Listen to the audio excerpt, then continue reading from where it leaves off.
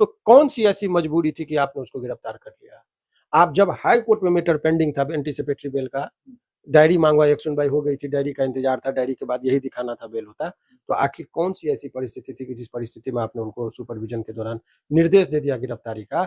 ऐसे केस में अभी आप देखिए इसमें 376 लगा हुआ था, इस केस में भी बेल मिला।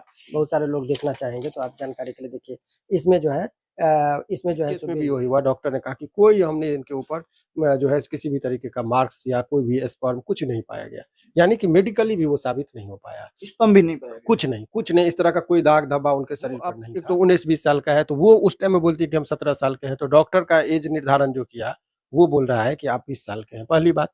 दूसरी बात, जबरदस्ती करेंगे तो शरीर पर निशान होगा, मान लीजिए घाव होगा, नाखून का निशान होगा, खींचिएगा तो निशान पड़ेगा, जबरदस्ती किसी के साथ शारीरिक संबंध स्थापित करिएगा तो वो जो निजी अंग होता है उस पर भी बहुत सारे दाग होते हैं, और यदि सहमति से होता है तो बहुत आराम से आप किसी को गला लगाइएगा तो उसमें चोट फोट दाग का कोई निशान होने की मगही सुपरस्टार रोशन रोही का प्रेम का परमार नहीं चढ़ पाया। उनकी ही प्रेमिका किरण सिंह ने पोस्को एक्ट के तहत उन्हें ब्योर जेल में भेज दिया है। अभी हमारे साथ हाई कोर्ट के एडवोकेट शिवनंदन भारती सर हैं, जानेंगे कि पोक्सो एक्ट से कैसे बाहर निकले और अभी रोशन रोही को क्या बेल मिल सकता है या अब जिंदगी भर के लिए वो जेल में ही रहेगा। डायरेक्ट जुड़ते हैं और बात करने की कोशिश करते हैं। पहले सर स्वागत है, कैसे हैं आप? बहुत बहुत शुक्रिया आपका भी। रोशन रोही सर अभी पोक्सो एक्ट के तहत वो जेल में है, क्या वहां से वो निकलना संभव है पोक्सो एक्ट के तहत?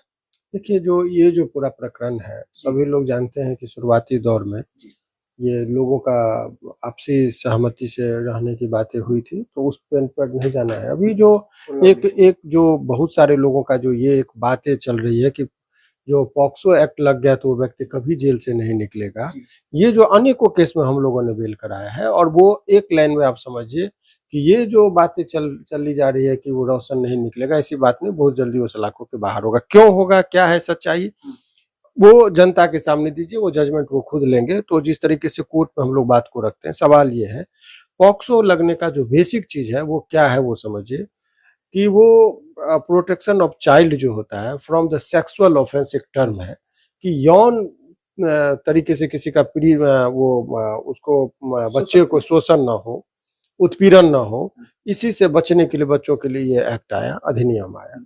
तो क्या जो अभी सुन लीजिए, सारे बातों को मैं बहुत विस्तार से बता रहा हूँ।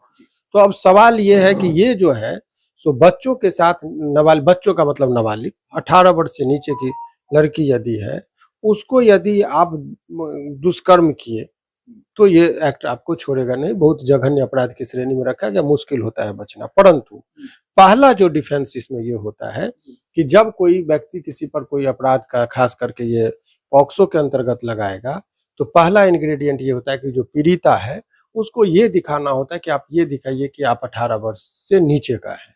यदि बच्चा नहीं है तो ये एक्ट ही नहीं लगेगा, पहला। और ये निर्धारित कैसे होगा, तो ये निर्धारित जब होता है, उसका जो स्कूलिंग सर्टिफिकेट होता है वो प्रथम वरीयता होता है, उसको देखा जाता है।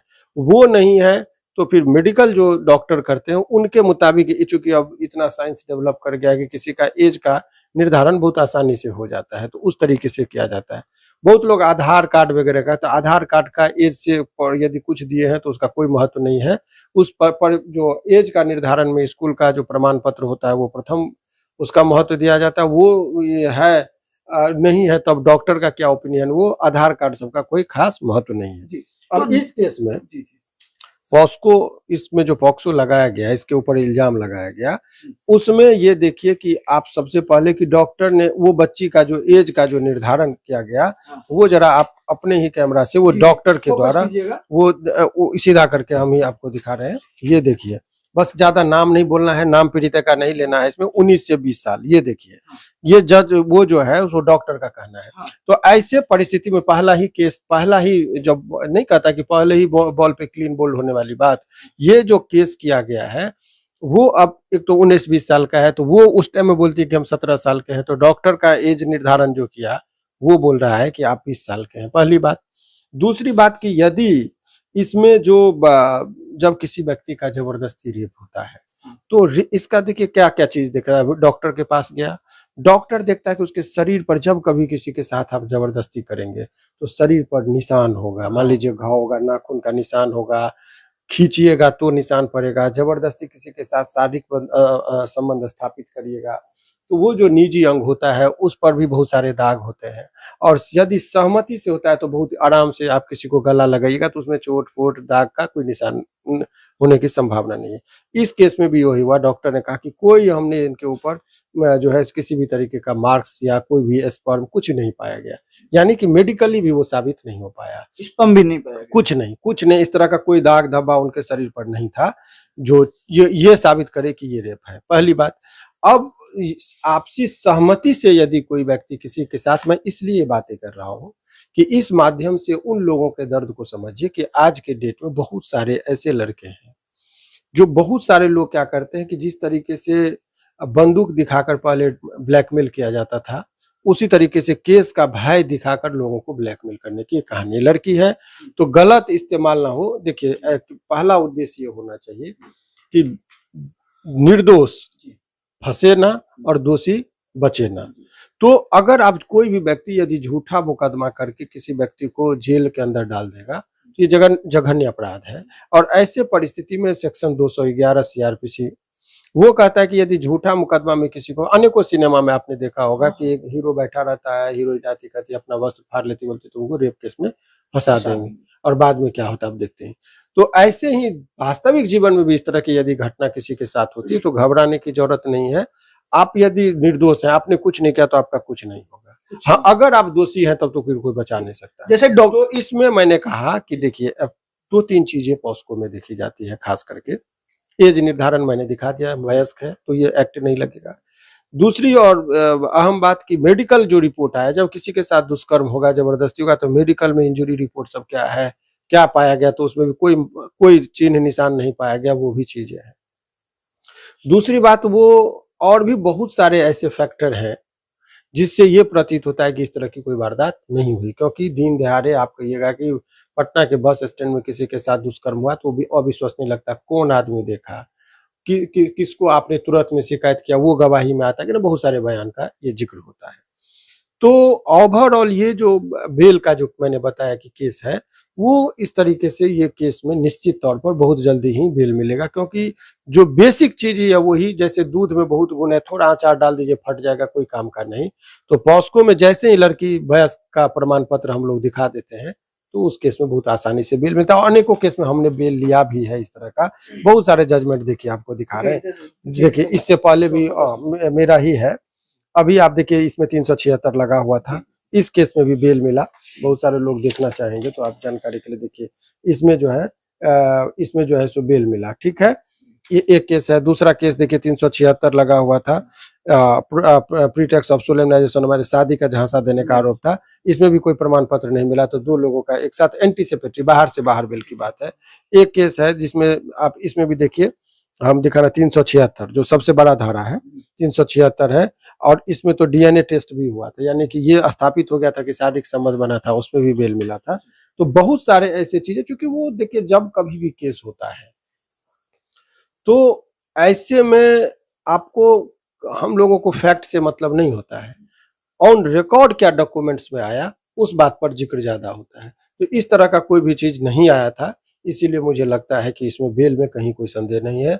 हाई कोर्ट तक आते आते निश्चित तौर पर इनको बेल मिल जाएगा। सेकंड, यदि कोई आदमी यदि किसी को झूठा मुकदमा का भय कर दिया या झूठा मुकदमा दायर कर दिया, तो वो यदि वो साबित हो जाता है तो अनुसंधान के बाद तो 211 एक सीआरपीसी की धारा है जिसके अंतर्गत उस पर भी वो जो है सो उल्टा कार्रवाई होती है और वो भी सलाखों के पीछे चले जाते हैं। तो इसकी भी संभावना इस केस में बनती है। दूसरी बात कि देखिए, जब कभी भी आप देखते होंगे कि ये जो केस मैंने कहा कि पॉस्को के अंतर्गत किया गया, अब इसमें पुलिस, देखिए जब कभी भी केस होता है, इस माध्यम से बहुत सारे लोग जो केस मुकदमा से अभी जूझ रहे हैं, बहुत लोग डिप्रेशन में चले जाते हैं। उन लोगों के दृष्टिकोण से मैं बता रहा हूँ, जानकारी रहनी चाहिए ताकि आप ठगाए ना। तो केस जब होता है एफआईआर के बाद अनुसंधान होता है। अनुसंधान का मतलब जांच के, मान लीजिए अभी आप मेरे पास हैं, आप बोलेंगे कि मैं वकील साहब के पास गया और उन्होंने मेरे पॉकेट से मोबाइल निकाल लिया, ये आप एफआईआर में कह दिए। एफआईआर तो ले लिया पुलिस। अनुसंधान के दौरान मेरे चैम्बर में सीसीटीवी कैमरा लगा हुआ है, उसका देखा तो लगा कि इस तरह की कोई वारदात ही नहीं हुई। तो उल्टा केस आप पर हो जाएगा कि आपने झूठा मुकदमा में क्यों फंसाने की कोशिश की। ठीक उस तो ये अनुसंधान होता है। अनुसंधान के बाद इंस्पेक्टर के पास इंस्पेक्ट माने निरीक्षण करना है कि बातें सही है कि नहीं है।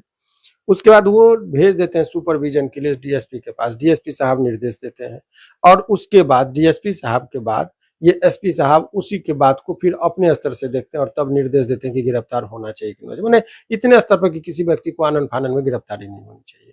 अब ये जो डायरी की बात मैंने कहा, इस केस में कितनी त्रुटियां हुई हैं वो समझिए। सबसे पहले एक तरफ आप कह रहे हैं कि लड़की नाबालिग नहीं है, बालिग है, इन्हीं का अनुसंधानकर्ता का डायरी है। दूसरी बात, मेडिकली में कोई भी ऐसा प्रमाण नहीं आया जिससे ये प्रमाणित होता हो कि इस तरह की कोई वारदात हुई है। ये इनके डायरी के रिपोर्ट में बता रहा हूँ, पुलिस ने अनुसार। तो कौन सी ऐसी मजबूरी थी कि आपने उसको गिरफ्तार कर लिया? आप जब हाई कोर्ट में मैटर पेंडिंग था एंटीसिपेटरी बेल का, डायरी मांगवा, एक सुनवाई हो गई थी, डायरी का इंतजार था, डायरी के बाद यही दिखाना था बेल होता, तो आखिर कौन सी ऐसी परिस्थिति थी कि जिस परिस्थिति में आपने उनको सुपरविजन के दौरान निर्देश दे दिया गिरफ्तारी का? ऐसे केस में जब कभी व्यक्ति को लगे कि मैं निर्दोष हूं और हाई कोर्ट में मामला पेंडिंग हो, हड़बड़ी में किसी की गिरफ्तारी हो जाए, तो उन लोगों को क्रिमिनल रीट जब फाइल करते हैं तो देखते होंगे कई बार हाई कोर्ट से जो पुलिस सुपरिटेंडेंट ऑफ पुलिस होते हैं, एसपी साहब को लगातार फटकार पड़ते रहता है कि आपने गलत क्यों किया। फिर यहाँ आके वो लोग माफी मांगते हैं। तो ये सब जो केस में हुआ है, सारा एक क्रिमिनल रीट भी फाइल होगा कि आपने जब हाई कोर्ट में मामला पेंडिंग था तो आखिर कौन सी ऐसी परिस्थिति उत्पन्न हो गई कि आपने उनको जेल भेज दिया। तो ये सब तमाम तरह का चीजें का सवाल उठने की संभावना है। सर, एक लास्ट सवाल रहेगा। जिस तरह से रोशन रोही को आपके अनुसार मेडिकल रिपोर्ट के अनुसार फंसाया गया है, तो अभी कितने दिनों के अंदर वो बाहर आ जाएंगे? क्योंकि काफी फैंस हैं। बेल का देखिए, बेल के रिगार्डिंग आप समझिए सिंपल वर्ड में, जो 3 स्टेज है, एक होता है मजिस्ट्रेट कोर्ट, एक होता है सेशन कोर्ट, एक होता है हाई कोर्ट और फिर सुप्रीम कोर्ट। 4 स्तर पर समझिए। मजिस्ट्रेट का कोर्ट को केवल धारा देखना है। जनरली वो धारा देखता रहे, 376 लगा है, पॉस्को है, तो वो फाइल को जल्दी खोलते हुए धारा देख के वो माइंड सेट करते हैं, नहीं देते हैं। सेशन कोर्ट, जिसको हम जिला कोर्ट कहते हैं, डिस्ट्रिक्ट कोर्ट कहते हैं, वहां का जनरल व्यू ये होता है, सामान्य प्रैक्टिकली एस्पेक्ट से मैं कह रहा हूँ। तो वहां पर क्या होता है, चार्जशीट देखते हैं कि अरे 376 का मतलब है चार्जशीट किस धारा में आया है, उसमें देख लिए कि बेल का देने लायक है तो दिया, तो नहीं दिया। लेकिन हाई कोर्ट में एक एक चीज को जैसे पेज पलट के मैंने देखा, बहुत बारीकी से चीजों को देखने का एक टेंडेंसी होता है।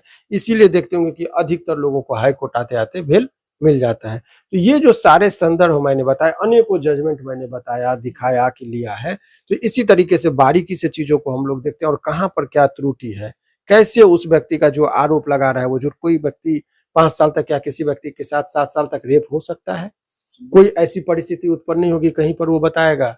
तो जब कभी भी किसी व्यक्ति के मर्जी के खिलाफ दुष्कर्म होगा तो वहीं पर वो चीखना चिल्लाना शुरू करेगी। फिर अगल बगल के दुकानदार, पटना के मीठापुर जो बस स्टैंड है उसमें यदि दिन दहाड़े किसी के साथ दुष्कर्म होगा तो चीखेगा चिल्लाएगा। 100 दुकानदार है वहां पर, हजारों दुकानदार है, राहगीर है, कोई ना कोई आएगा, पुलिस को खबर करता ही होता। आखिर कौन सी परिस्थिति की आपने नहीं कहा?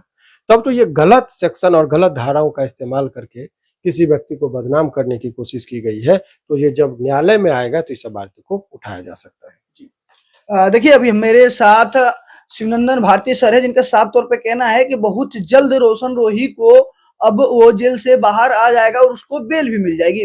और सबसे बड़ी बात, कहीं ना कहीं रोशन रोही को गलत धाराओं में और गलत तरीके से गिरफ्तारी की गई है और फंसाने की कोशिश की गई है। पर हाईकोर्ट में जब ये जांच बैठेगा, जब सर केस लड़ेंगे, तो उसको बहुत जल्द जेल से बाहर ले आएंगे। वैसे आप रोशन रोही के फैन हैं तो वीडियो को शेयर कीजिए। और आपकी इस वीडियो पर क्या प्रतिक्रिया है?